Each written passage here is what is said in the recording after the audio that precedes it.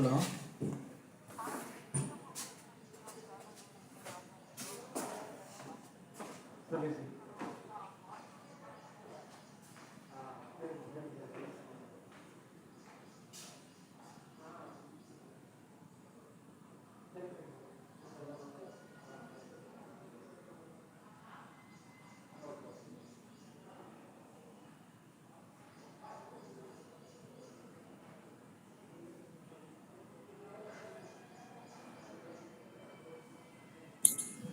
So we'll just start with either 5-10 minutes. I'm just waiting for the students to join. Hope you don't mind. Deepak sir? Deepak sir, am I audible? Yeah, madam, I am audible, madam. Yeah, you are, sir. We'll just start within 5-10 minutes, sir. I'm just waiting for some more students to join. Yeah.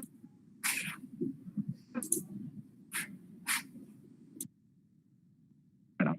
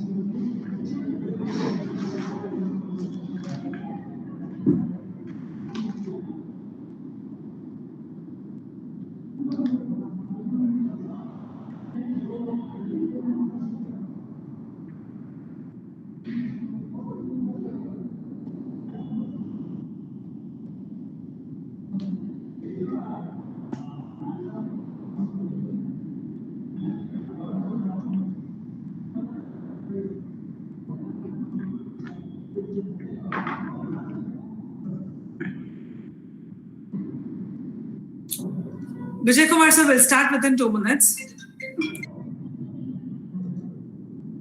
Yes, madam. Is it audible?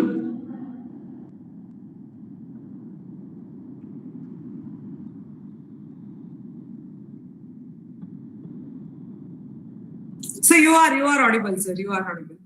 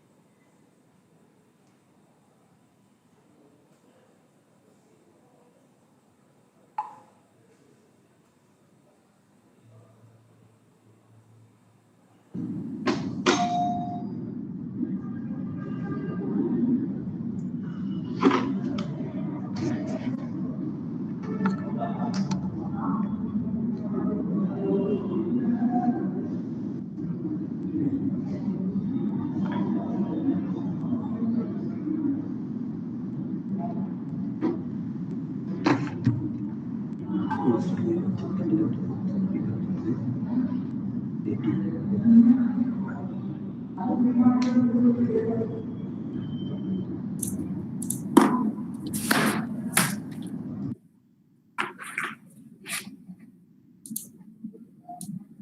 morning, all of you. Vijay Kumar sir, am I audible?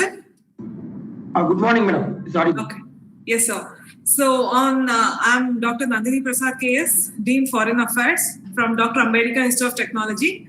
I take immense pleasure to welcome everybody for this webinar on studying abroad. We have two most important guests from Dr. Mr. Prabhu, South India Head, Jamboree Education Private Limited, and we have Mr. Leo Raj from again South India Head from Jamboree Education Private Limited. On behalf of Dr. Ambedkar Institute of Technology, I take immense pleasure to welcome you, sir. I also welcome Mr. Deepak Singh from Jamboree Education Private Limited. We have Mr. Prabhu, sir. Prabhu, sir, if you don't mind, can you please switch on your camera?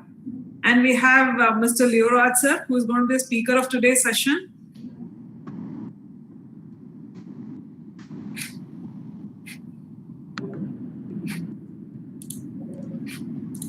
Good morning, ma'am.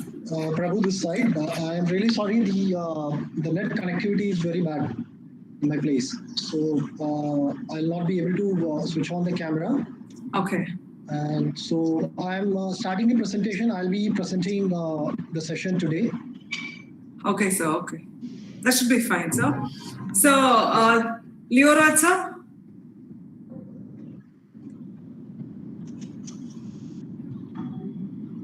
Yes, Leo Raj, sir. Am I audible?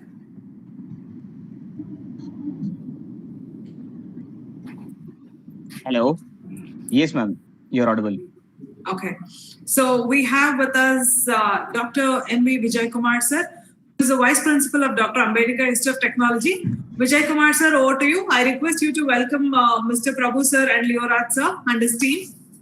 Very good morning to one and all. First of all, I would like to welcome Prabhu, Deepak, and Mr. Leo Raj from South India, head of the Jamboree Consultancy, on behalf of Dr. Ambedkar Institute of Technology. I'd like to congratulate Dr. Nandini Prasad, Professor and Dean of International Affairs, for organizing this webinar for the benefit of Dr. AIT students.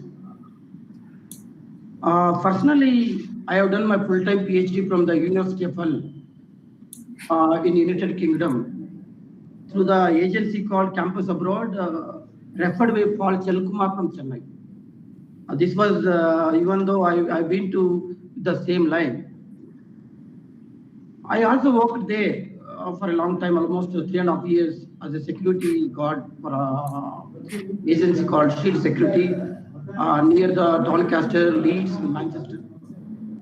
I strongly suggest students can opt for their studies in abroad, where they can get a lot of exposure towards culture, language, subject knowledge, as well as they get well recognized when they return to India also. I wish you all the best for all the participants. Thank you, one and all. Thank you, Vijay Kumar, sir. Thank you for joining us. Over to Leo Raj, sir, and team. Thank you, Vijay Kumar, sir. Thank you, Nandini, madam. Pleasure interacting with the faculties and the students of Ambedkar Institute of Technology. And I would like to extend my gratitude on behalf of my team for having provided us with this excellent opportunity. Thank you, sir. Thank you. Thank you. Quick introduction about Jamboree. We train students on GRE, GMAT, and admissions counseling, and we have been operating since 1993. As of now, we have got 39 centers, and we have got presence in 22 cities of India and across 4 countries: India, UAE, Nepal, and Abu Dhabi, and Singapore.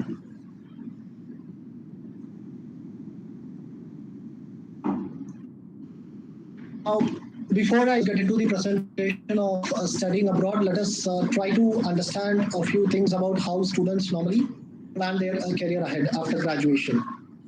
Normally, students opt for these 3 options. Either they go for an employment, they look at entrepreneurship as a career option, or they would like to explore higher education. Either they do it in masters or they go for a management program.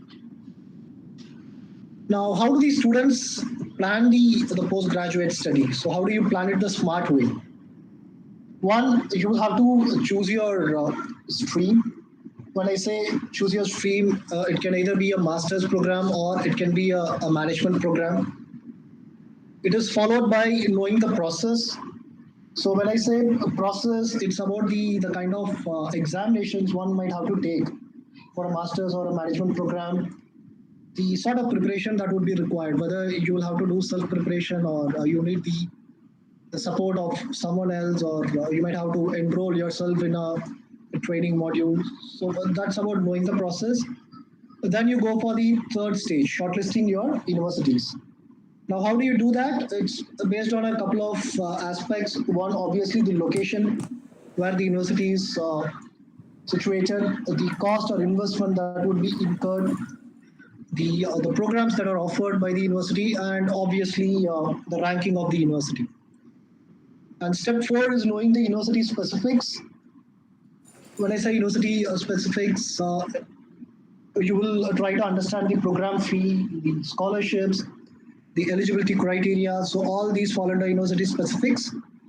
And then you go to fulfilling the application requirements. This can be essays, a statement of purpose, letters of recommendation, the scores that you secure in these exams. All these fall under the fulfilling of application requirements. And finally comes the last stage, which is the financial planning. When I say financial planning, it's about education loans, which students will normally apply, be it in India or outside the country. And this they normally do to avail or support their tuition fee, the accommodation, travel, etc. So that's the way students normally plan their postgraduate studies. Now, before I go to the next part of my presentation, I'm going to share a Google spreadsheet, a link which will direct you to a Google spreadsheet. I would request all of you to take 2 to 3 minutes to fill it up. It's a very simple data. And once all of you have filled it up, I'll also project the analysis from the data. That would be quite interesting, which will help you understand how many of your peers are looking at masters, or how many are looking at management programs, and what sort of streams they are trying to get into, and what they are inclined to do after their graduation. So I'm stopping the screen sharing for a minute, and I'm sharing the link for the spreadsheet.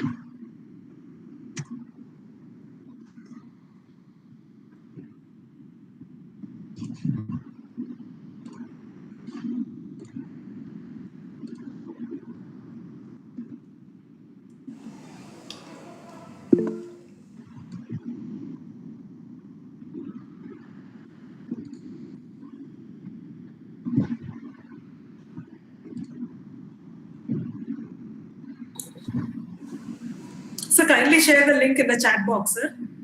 Yes, ma'am. I'm just pulling out the link.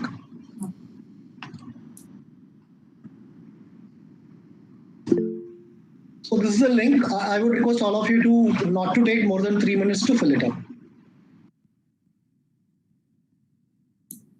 Students are requested to fill this link.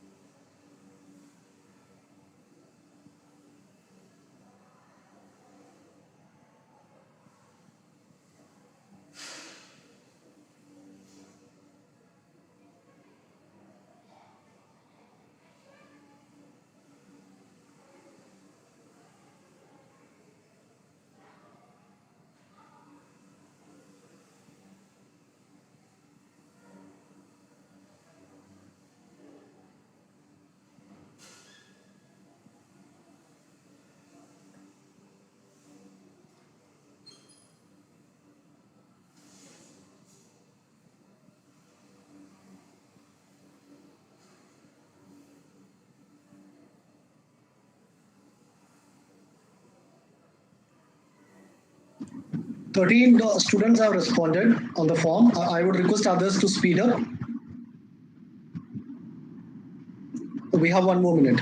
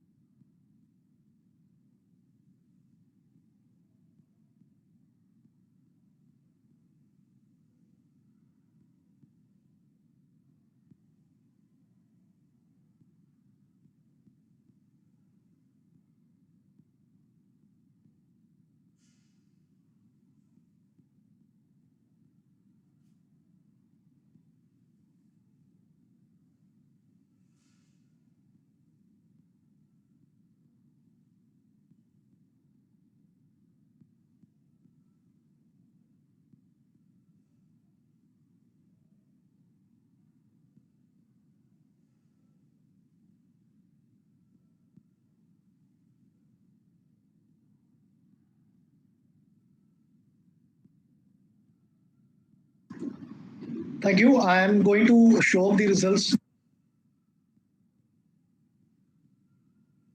I hope all the students have filled the form. Ma'am, we have received 15 responses as of now. How many, sir? 19. 19. 19, okay. Other students, please fill in the form. So I think by the time they fill in, you can parallelly start, sir, if you don't mind. Yes, ma'am, I'm starting. Yes.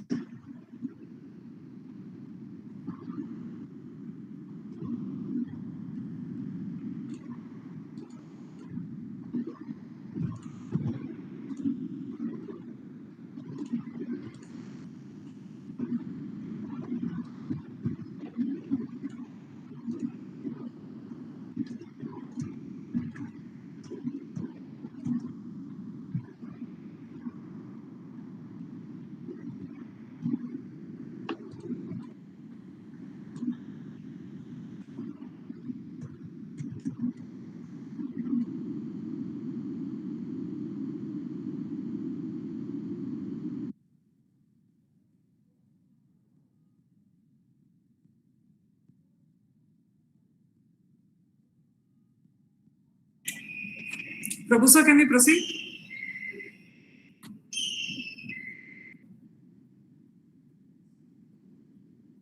Deepak sir? Yes, madam. I'm checking with Prabhu sir. I'm not able to hear Prabhu sir. Yeah. Prabhu sir?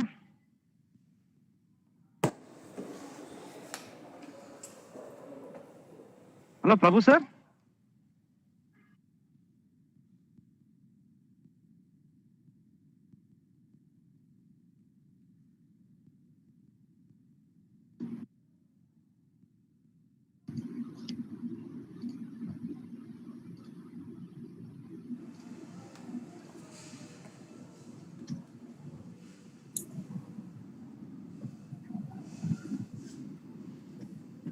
So I hope my screen is visible. Yes, sir. Yes. So there are 22 people who have responded. And out of the 22 people, 54% of the sample population, they have plans to go abroad. And 41%, they are looking at employment right after graduation.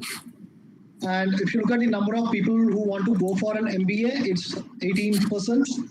And the people who are looking at going abroad for their masters is 11%. And there are people who also fall under the undecided category.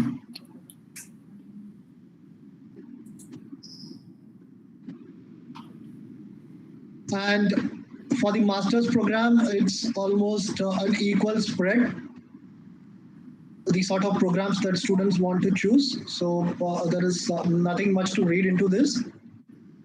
And the time frame that students are planning to pursue their higher studies after graduation. So within 2 years, it's at 22%. Within 2 to 5 years, it's very less. And immediately after graduation, that forms a major chunk of the sample population. And if you look at the number of people who plan to take the qual examinations, that's sort of an equal spread. So there are a couple of people for GMAT, a few who want to go for GRE, and a major chunk IELTS and TOEFL, and also a good number of students for CAT. And the number of people who want to prepare on their own, that's very marginal. And the people who want to prepare with videos and online resources, that's at 32%. And when it comes to how students want to go about their university applications and their preparation, a majority of them are looking at availing support. So that's the analysis. That's quite interesting. So this is something which will actually give us an idea of how many of our own classmates or peers are actually highly focused when it comes to the next level of preparation after graduation. So how many of them are planning to go abroad? How many of them have plans to do an MBA or a master's or directly go for an employment?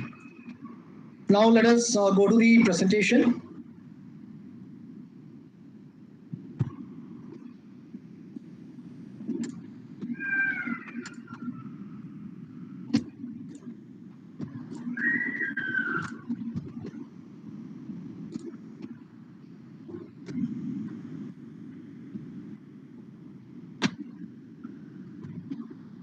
Since the majority of these students are for master's programs, I am going to skip the part on management. I'll be taking the questions or post the end of the session on the management programs. Now, talking about a master's abroad, the most favorite destination for students is USA, and the reasons are very precise for that. When I say precise, US has the maximum number of intake a country has when it comes to foreign students. And there is a saying that goes that USA has a school for everyone.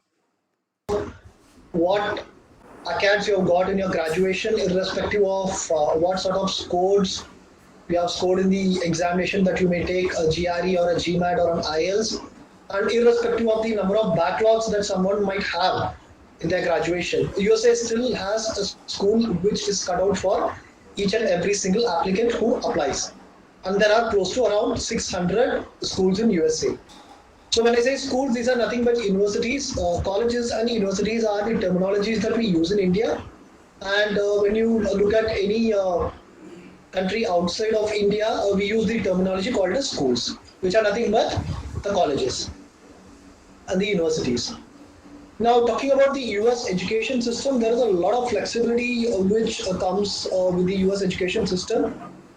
You can actually change your majors. When I say change your major, someone might be doing chemical engineering in their graduation, and technically in India, you might not be able to do your post-graduation in electronics and computer science, whereas in US, this is very much possible. A shift from civil to robotics is possible. A shift from genetic engineering to engineering management is possible. So any sort of shift is possible when it comes to the US education system. So this is available only with the US.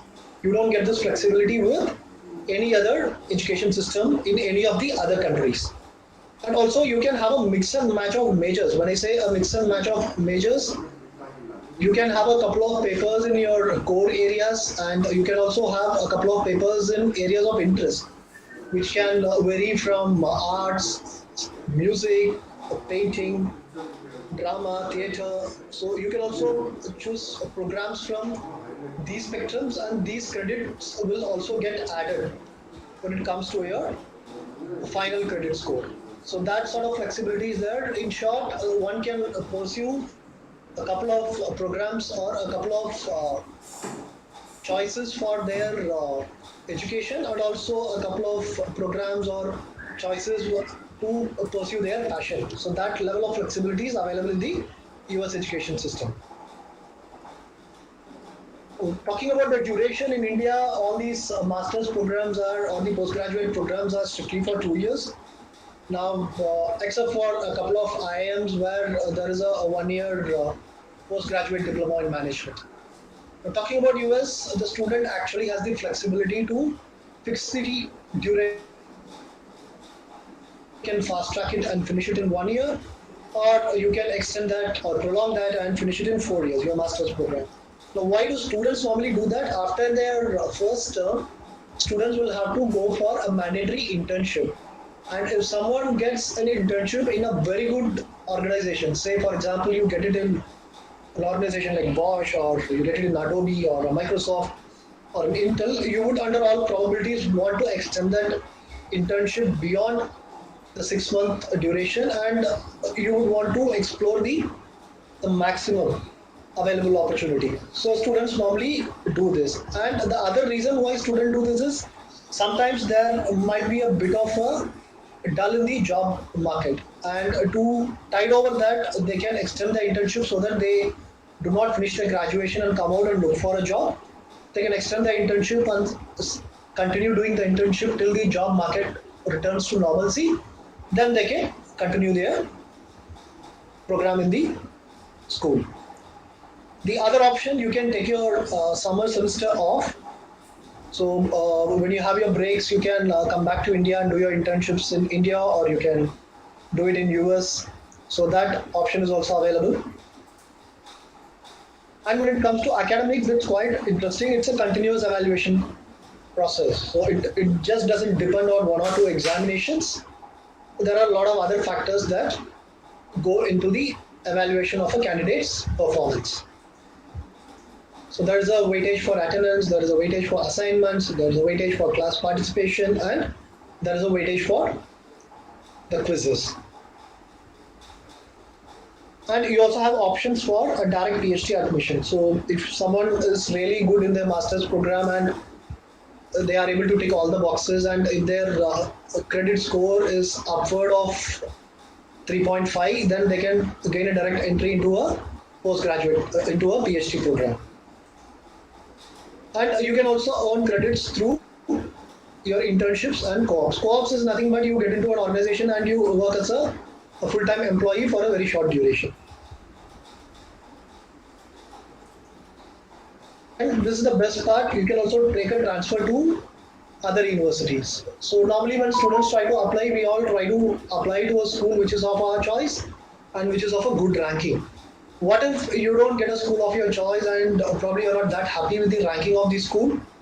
You get into a school where you have secured an admit, and after the completion of your term 1, you can take a transfer to a school of your choice, either for a better scholarship or for a better ranking, which again is not possible with the education system of any other country. So these are some of the advantages of the US education system. Now moving on to Canada, this is the, I would say, the most favorite destination when it comes to Indian students, because of a lot of factors.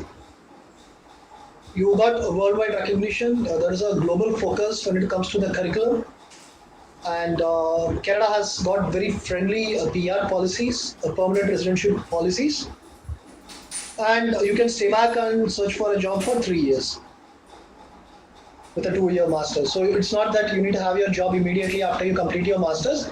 You are allowed to stay there for 3 more years to and look for a job. And under all probabilities, students who graduate out of some of the good schools in Canada, they get a job immediately, right? After their graduation, or sometimes even while they are inside their program.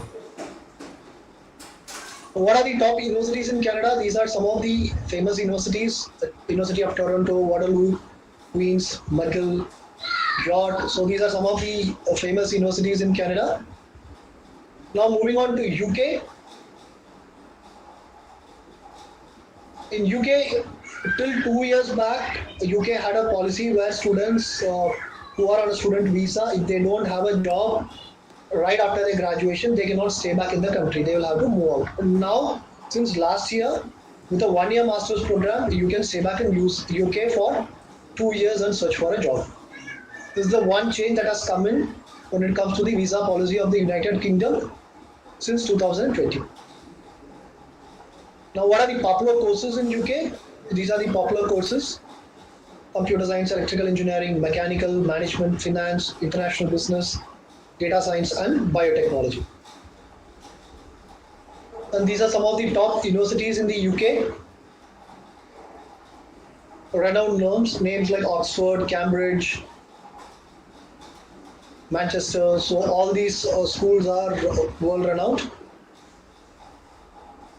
Now coming to Germany, this is the third largest recipient of foreign students after the UK and the US. And you got diverse study opportunities. And amongst all the Scandinavian countries, or the countries which do not speak English or which speak languages like German, Spanish and French, Germany is the only country where English is a medium of instruction in a large number of universities. The other country which will fall under this bracket is Ireland. So there are a total of 350 universities and it is free education in Germany. You need not pay anything for your tuition fee. It's absolutely free. And these are some of the top universities in Germany. We call them as TU universities, Technical Universität. There are a total of 9. I've just given a couple of them here.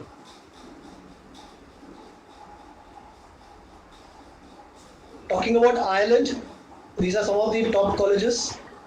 University College Dublin, Trinity College, University College Cork.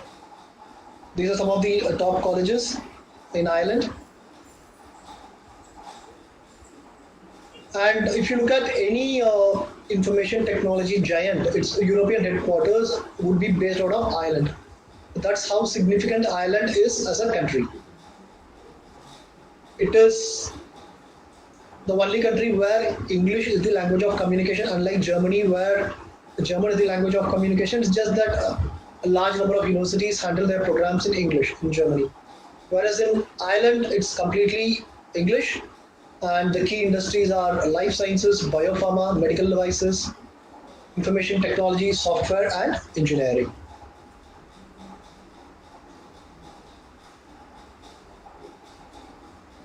So this is about working in Ireland. You get a 2-year job search visa after your studies. And if you get a job which guarantees you 30,000 euros per annum, then you get a green card. So that's an easy way of settling down in Ireland. And if you manage to hold your job for 2 years, this green card is extended indefinitely, and after 5 years, you get an Irish passport. Talking about the other study abroad destinations which are favorites among Indian students, you've got Singapore and Hong Kong, and Australia and New Zealand. So Hong Kong, with the kind of the political unsettlement that is happening now, probably in the last year and a half, there is a bit of a downward trend when it comes to students choosing Hong Kong as a destination. But when you look at Singapore, there is a very high demand because of its proximity to India, and it's highly economical. And there are 3 to 4 very good colleges in Singapore. SMU Singapore Management University, NUS National University of Singapore, NTU Nanyang Technological University. These are some of the top schools of Singapore. And Australia and New Zealand, again, very friendly PR policies. Someone who wants to settle down as a citizen of these countries, probably they explore the route of going there for their masters, and they get a job and a work visa, and then they settle down after a window of 3 to 5 years. Now, what are the application requirements for these destinations? Obviously, your academic score, a very poor or a low academic grade, can be compensated with a very high GRE, GMAT, or an IELTS or a TOEFL score for some of these countries. If you are looking at getting into any of your management programs or master's programs, the extracurriculars will form an integral part of your admissions. And when I say extracurriculars, it's about the sort of the co-curriculars and the extracurriculars bundled together. When I say bundled together, any internships, projects that you have done, any paper presentations, national level representations in symposiums, technical certifications, any app development. So all these fall under this category. And obviously, if it is a management program, the universities will look for an essay. If it is a master's program, it's a statement of purpose. Then letters of recommendation, which you get from your faculties and from the institution where you have graduated from, and an English proficiency test. It can be an IELTS or a TOEFL. So these are not to be confused with a qualifying examination. These are examinations. IELTS and TOEFL are basically examinations which will help the school assess whether the student can learn the curriculum in their native language and survive there speaking the native language. So it's as simple as that. So these two do not have anything to do with the eligibility or the selection criteria of a school. So it's more of a visa requirement. Now, how do you do it? Someone who is looking for getting into the premium schools, if someone says, I just want to get into Harvard or Stanford or probably a school like Carnegie Mellon, Georgia Tech, then you will obviously, based on the program you want to go for, management or masters, you will write a GMAT or a GRE, and both these exams are valid for 5 years. GMAT is for a score range of 800 and GRE is on 340. 170 for math and 170 for verbal. And nothing much to choose between the time frame. Both are approximately for 3 hours and 15 minutes. And both these happen around the year. Now, what do we do in Jamboree? We help you with GRE and GMAT. We've got a classroom program. We've got a live program where you will get the comfort of sitting in your home and taking the sessions live. And you've also got video sessions, recorded videos.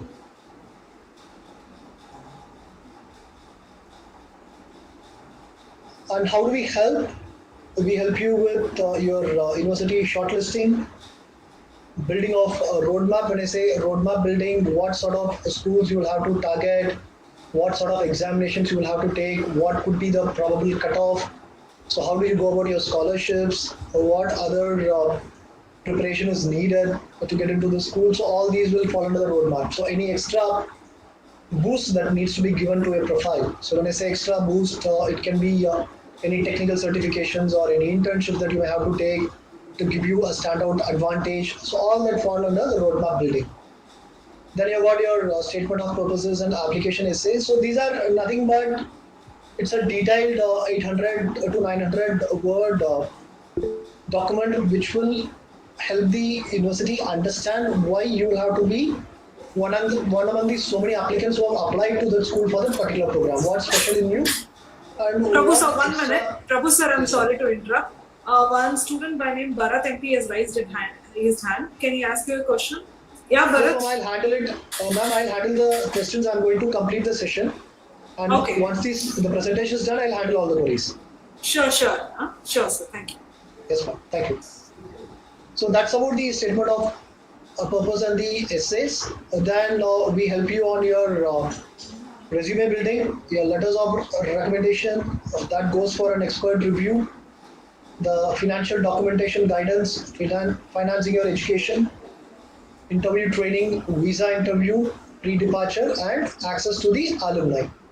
So this access to the alumni helps you to network with people who are a part of that particular school and who are situated in that particular location. That kind of makes you feel comfortable in knowing how to go about things once you land in the school. Now you can take a trial of our complimentary resources. You can scan this and you can register for the complimentary resources. So you get this as a part of the complimentary bucket. Probably you can open your mobile cam and you can scan it, or I can also type it in the chat box once I close the session. The last stage is the financial planning. Scholarships, they are offered based on merit, and these days anyone who applies invariably ends up with a scholarship. The quantum of the scholarship might vary. Someone might get a 70-80% scholarship, someone might get a 30-40% scholarship, but from our experience, what you have seen is anyone who applies abroad ends up with a scholarship. And you got the graduate assistantships. These are the waivers that you get on your fee. And you got some paid internships. Once you complete your term one, you can start doing an internship. Some of these internships pay you, and you can also avail loans like loans from organizations like HDFC, Prodigy Finance, Avance. So all these people help students in availing education loans. So these are some of our top scores on GRE, and this is on GMAT. And for people who say that I don't want to take up a GRE or a GMAT, I just want to end up in a good school in USA without undergoing the pain of writing these examinations, we have got a solution for that as well. So these are the list of schools where Jamboree has tied up with in USA. Some of the top schools, we actually represent more than 200 plus schools in the United States.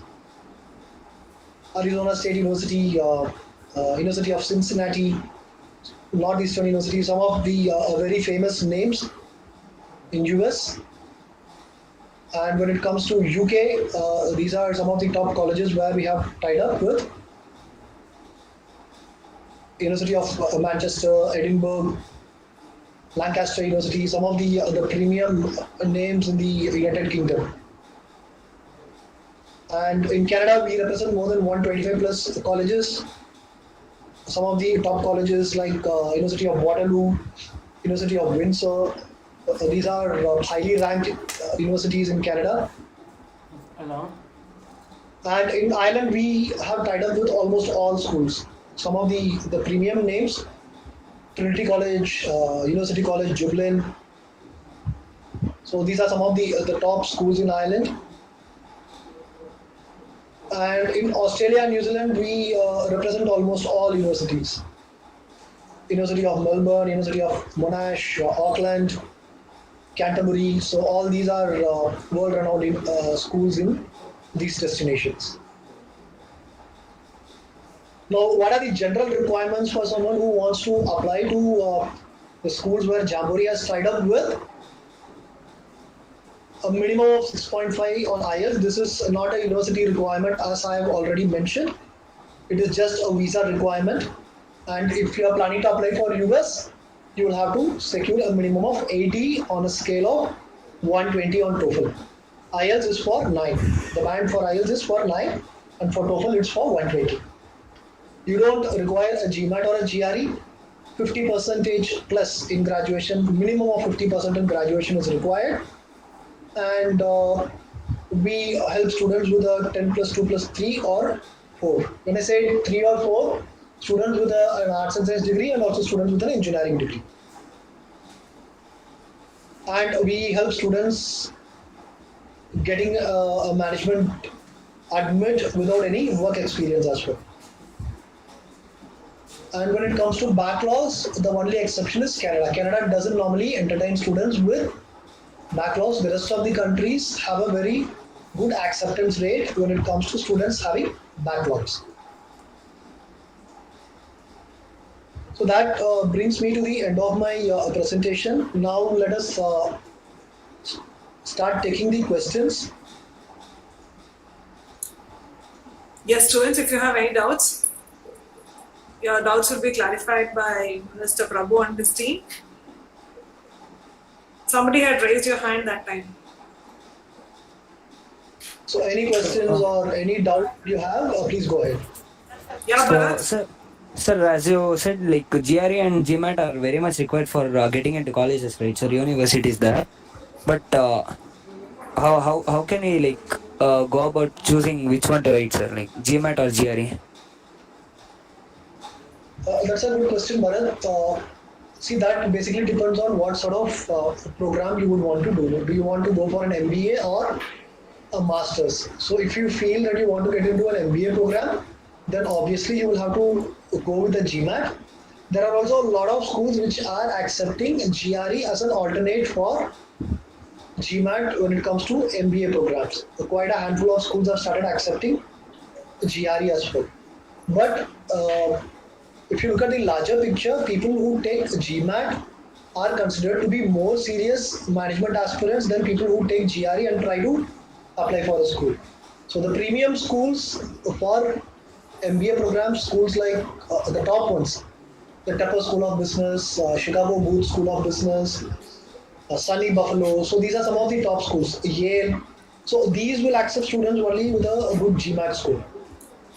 And there is also an alternate for MBA. It is called as MIM, Masters in Management.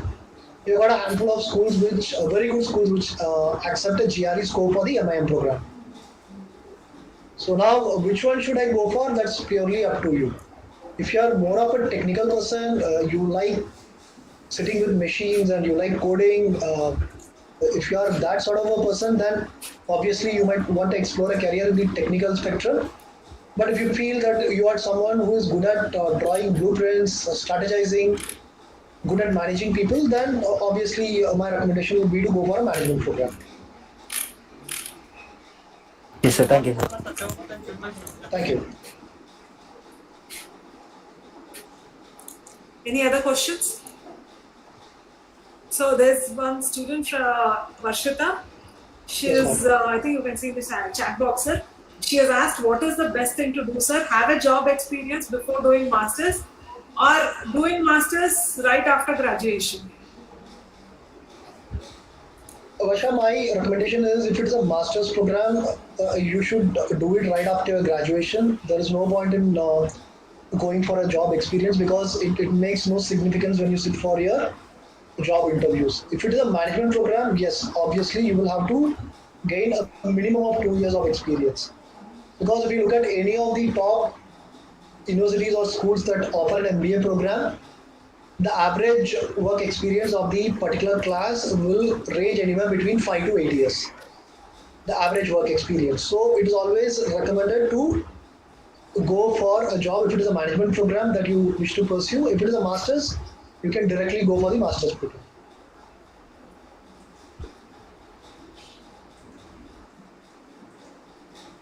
Any other queries, students?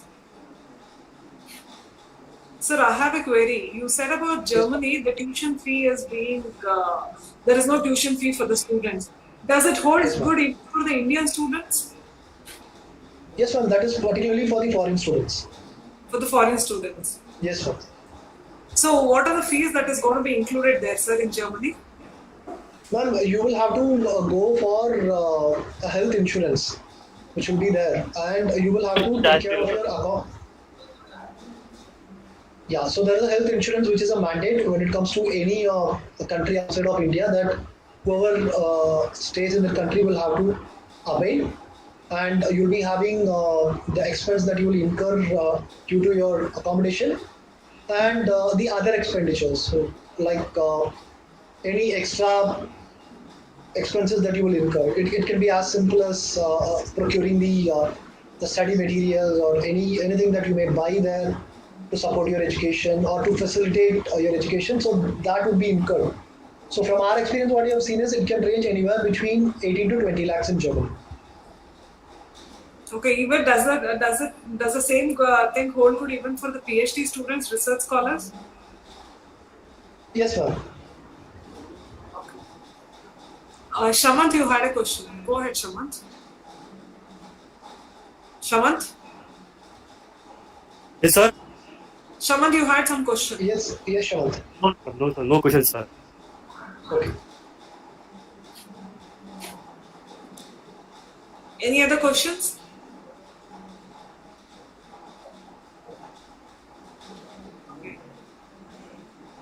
So I don't think they're having any questions. I'm not able to see the chat box also. You've cleared all their doubts. I think you highlighted on education in US, UK, Ireland, and some of the other European countries too.